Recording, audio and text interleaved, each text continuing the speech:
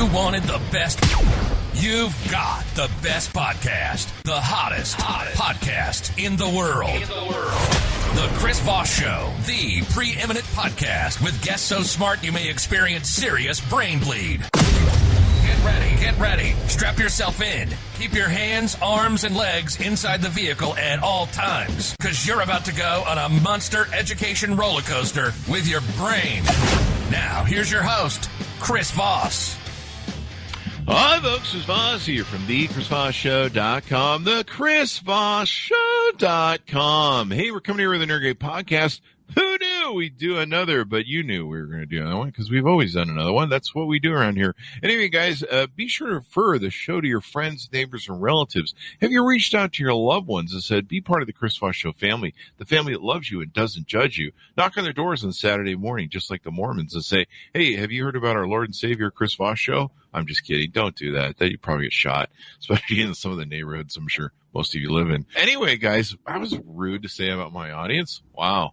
I don't know. Maybe you live in highfalutin neighborhoods and they just have guns. You never can tell these days. Anyway, guys, go to youtube.com/Chris Voss. Hit the bell notification button. Go to goodreads.com/Chris Voss. Also go to all of our groups, Facebook, LinkedIn, Twitter, Instagram, all those crazy places the kids play at these days. Also, subscribe to the LinkedIn newsletter. It goes out daily, and it's crazy how popular that thing is on YouTube, and the 132,000 member group on LinkedIn as well. You just find it in the Chris Voss Show or my book, Beacons of Leadership. So we're excited to announce my new book is coming out. It's called Beacons of Leadership, Inspiring Lessons of Success in Business and Innovation. It's going to be coming out on October 5th, 2021, and I'm really excited for you to get a chance to read this book.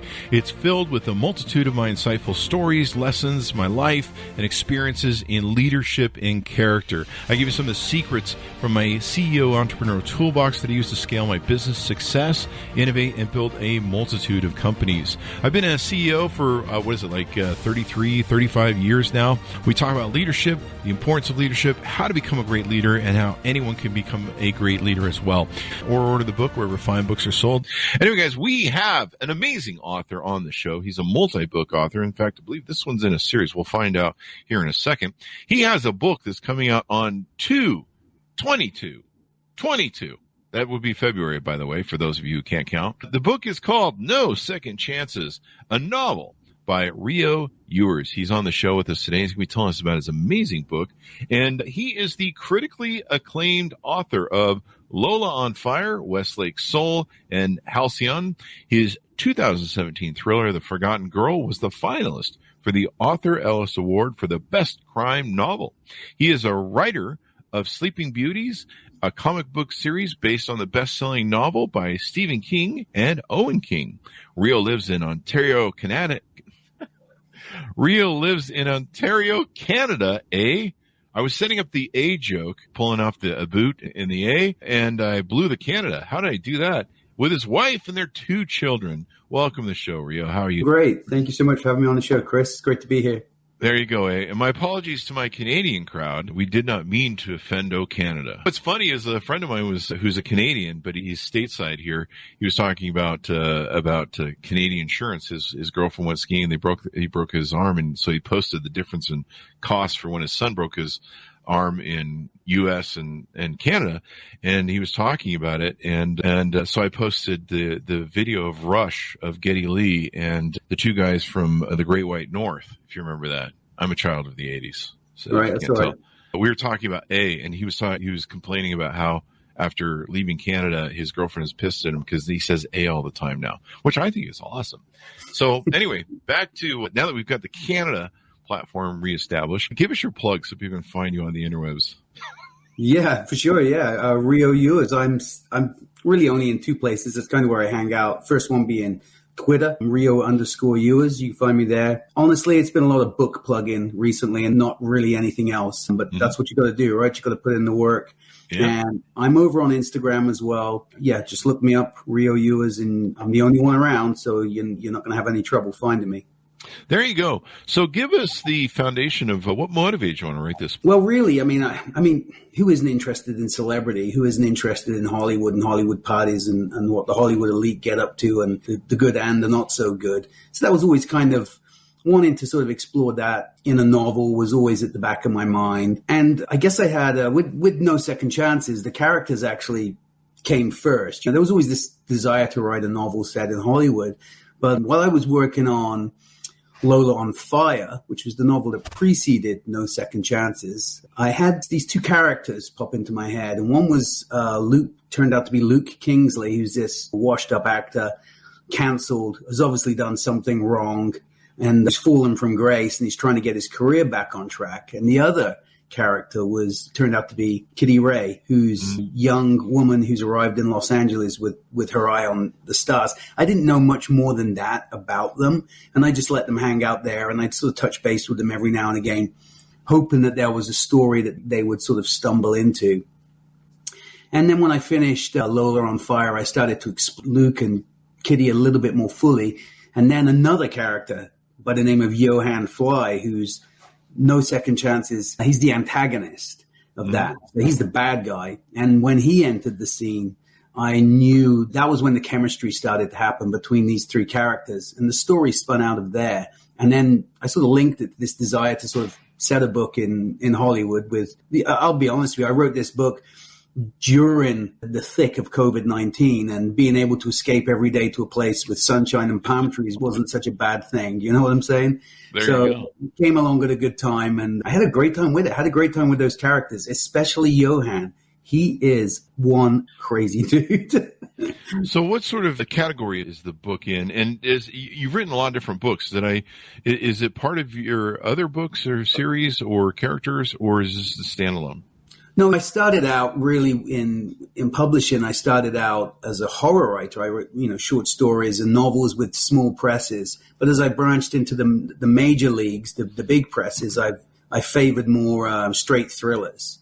Mm-hmm. So this is, well, to be fair, my first two novels, which were with Macmillan, with a major New York publisher, were, I would call them supernatural thrillers. Mm-hmm. So they weren't horror as such, but they were thrillers with that sort of supernatural thread running through them. It wasn't too over the top. It was just kind of there under the surface. Mm-hmm. And then with Lola on Fire, which was my first novel with HarperCollins, that was straight balls to the wall action, Hollywood style cinematic thriller. I just basically wanted to take the formula that works so well in movies like Kill Bill and John Wick and see if I could do that in book form. And I think I pulled it off, actually, which was no mean feat. And so this follows on from that. It's not part of a series. No Second Chances isn't related, although it is in the same universe, because I drop a few little Easter eggs. But you certainly don't have to read Lola on Fire first to enjoy No Second Chances. They're not really related in any way other than the same author. That's about it. So yeah, straight action thriller. If your jam is like Quentin Tarantino movies, mm-hmm. then look no further. It's in that sort of Elmore Leonard, Quentin Tarantino. It's got that vibe going on. Wow. Yeah, I love Quentin Tarantino movies. They're usually always awesome. I think there's been one or two bombs, but so yeah, I usually always love his movies. He's such a great thing. Would you say it's kind of, it takes place in Hollywood? Is it kind of like, what was that? Once Upon a Time in America, I think was his recent movie. Is it kind of gets into the Hollywood Hills or the Hollywood scene? Oh, yeah, it definitely gets into the Hollywood scene with Luke. He's this, like I said, a disgraced actor. In fact, when I was putting some notes together for the book, I realized I sort of arrived at the conclusion that Luke had been defamed because his wife, who's a famous soul singer, went missing mysteriously. Mm-hmm. And they had a very tumultuous, very public relationship. So naturally, everybody believes Luke killed his wife, and they couldn't find the body, so he's essentially got away with murder. So therefore, his career hit the trash can pretty hard. I remember watching Once Upon a Time in America, and the character that Brad Pitt plays, Cliff Booth, who's Rick Dalton's stunt double. He actually is also accused of killing his wife, and I thought that was quite. It was. I was thinking along those same lines. Obviously, Quentin got there before me, but I didn't steal it. I promise. Hey, I think that's a great idea. That's what I need.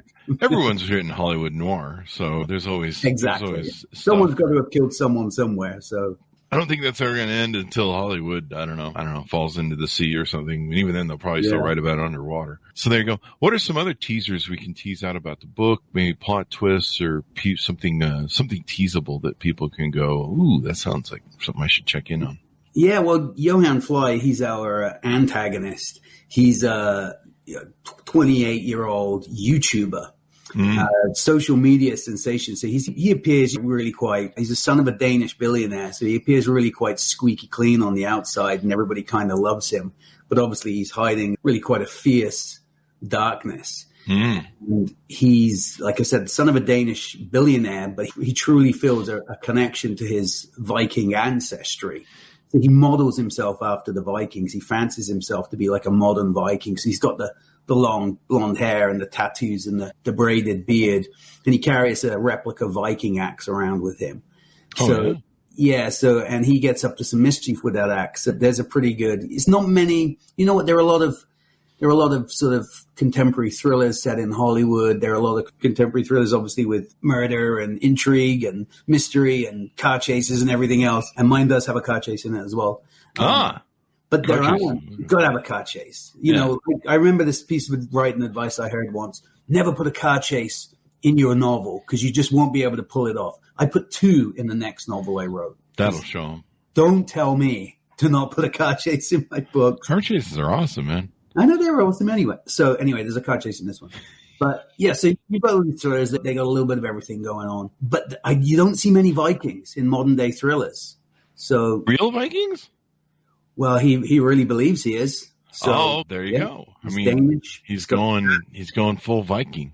He's a bit of a crazy dude, and with Vikings come some pretty vicious Viking ceremonies. This is all plausible too because I've lived in California and L.A. Right. I've been to all the parties where everybody stands around and goes, "Yeah, I was on a set today with Steven Spielberg and blah blah blah," and you're like, "Yeah, you saw them from the extra table, buddy." Yeah, right. Yeah.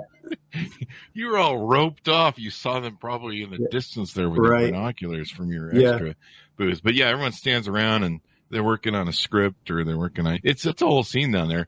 And what's funny is if you're not an actor when you go to those things, you don't have any sort of BS sort of pitch. They always go around the circle. I'm an actor. I was working on this project it's always some big project. It's never like I'm working on some theater thing that no one's going to see out on Elm or something. It's always, I'm trying to pitch in a deal right now with Mel Gibson or something. It's never like some shitty thing that they're working on. And they come around to me and they go, "What do you do?" And I'm like, "I just hang out and do stuff." Yeah. Right. Or anything. They just look at you like, tisk. And I'm like, you guys are full of shit on everything you do. Anyway, it's funny, just the whole Hollywood sort of atmosphere down there. It's crazy, man. Well, right in the book, obviously, I felt at times a little bit out of my depth because I don't really know Hollywood. You know, right? I grew up in the UK and I live now in snowy Ontario. So I'm a long way from Hollywood. And there's a scene in the novel which takes place at the Hollywood party. And I was really nervous about it because I thought, God damn, I've never been to a Hollywood party. I don't know what a Hollywood party looks like. But then I figured, 99% of the people who read this book won't have gone to a Hollywood party. I think I'll be all right here. I think I can get away with it. So a little bit of creative license, a little bit of imagination, and just using bits and pieces that I've picked up here and there. And I know people who have been to Hollywood parties. Yeah. There's not much to it. It's just a really group of people who are over... really narcissistic. Maybe that's the right word.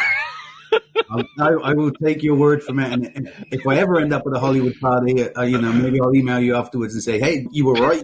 I've had Michael Bolton looking at me across the party. It's funny when you go to see celebrities that are on the downslope of the ABC level, and you go to a party where there'll be a bunch of them, like a Grammy Awards or something like that, and there'll be ones where no one's talking to them anymore because they're on the downslope of the D-list or whatever, and they'll look at you like you ever look around a party and you always catch that same person's eye, right? Yeah, and they're always like looking at you, and you're like, "What?" And no matter what you do, like anytime you turn your head, you're like, "There's that dude looking at me again."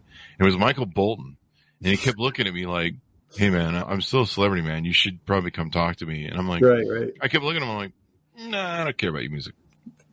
Yeah, that looks like Michael Bolton. I am definitely not talking to that guy. I was like, no, we were talking to LinkedIn, the band LinkedIn. I was like, yeah. So we're talking to the new kids on the block here. Not the new kids. I wouldn't talk to them either. But yeah, it was really funny. I did make I did make a beeline for the 80s star. I forget her name. She was always in Playboy all the time. She was in the movie Scream. She had that famous run scene at the beginning of Scream, but she was wonderful.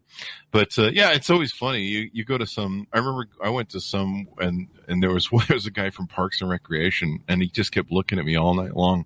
And I was like, I'm not going over there. I just don't care. Right. It's like, hey, I'm a celebrity over here, big sign. Anyway, it's really funny how it goes. Anything more you want to tease out of the book before we go? It's very cinematic. It's an action thriller. I just like, with books, with my readers, I really want them to have a good time. So it's kind of like a grab the popcorn and let's go. And I think the novel hits the ground running, and then it just keeps going. And the second half of the book, is set in a small town in the Mojave Desert, and then we venture actually out into Nevada as well. And that's when the heat is truly on in the desert, figuratively and literally. So yeah, it's a cinematic thrill ride, and if that's your thing, then come on board and have a good time with it. There you go. So give us your plugs one more time as we go out so that people can find you on the interwebs. Yeah, I'm on Twitter, Rio_Youers, and I'm on Instagram. I think that's Rio_Youers as well, Youers. Okay. That's my surname. Thanks for coming on, Rio. We really appreciate it, man. Hey, no, it's great. It's been great. High energy. I love that stuff. That's fantastic. That's what we do around. It's the coffee. So the coffee and the cocaine. I'm just kidding. I don't do coffee. I don't do cocaine either. Don't do that, folks. It's bad. Stick with coffee. Anyway, guys, thanks for tuning in. Order up his book wherever fine books are sold. Don't go in those dark alleyway bookstores. Go in the fine bookstores because you can get shivved in those dark ones. Go to the fine bookstores and order up, or order online. You can do that as well. You don't have to go in there anymore and get COVID. No Second Chances, a novel. 2/22/22. I love saying that. February 22nd, 22/22. So you can order up now and get a jump start on your book club. Rio Youers has been on the show with us. Thanks for coming on, Rio. Thanks, Mountis, for tuning in. Thanks for everyone for being here. Did I thank everybody yet? That guy in the back? No, thanks. You can leave. But everyone else, you're awesome. We love you and all that good stuff. Go to youtube.com/Chris Voss, goodreads.com/Chris Voss. Hit the bell notification button on all of those. YouTube, LinkedIn, Twitter, Instagram, all those different places where the kids are cool, kids are playing. Stay safe, be good to each other, and we'll see you guys next time. So we're excited to announce my new book is coming out. It's called Beacons of Leadership, Inspiring Lessons of Success in Business and Innovation. It's going to be coming out on October 5th, 2021.